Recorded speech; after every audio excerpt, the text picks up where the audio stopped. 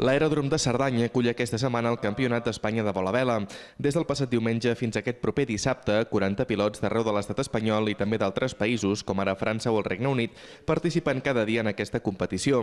El vol a vela, com el seu nom indica, és sense motor i per tant els avions han de ser remolcats per una avioneta fins a prop de 2.000 metres d'alçada.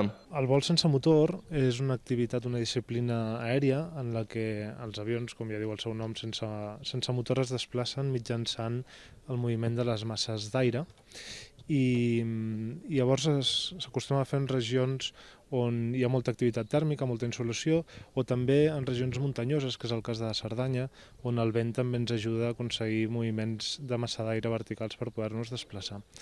Desplaçar, quan parlo de desplaçar-nos en vol sense motor, em refereixo que es poden arribar a fer fins a 1.000 quilòmetres sense utilitzar el motor.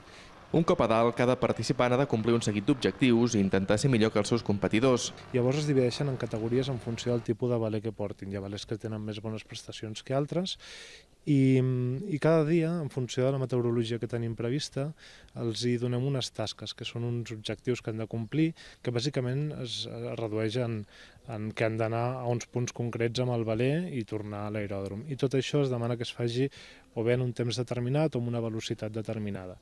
Llavors se'ls dona una hora de sortida, fan tot el recorregut i al finalitzar el dia s'analitzen els vols que han fet i es puntua en funció d'això. Cada any aquest campionat, que és puntuable i està reconegut per la Federació Aeronàutica Internacional, es fa en un lloc diferent de l'estat espanyol. A Cerdanya ja es va fer l'any 2009 i des de l'aeròdrom asseguren que el balanç d'acollir esdeveniments com aquests és força positiu.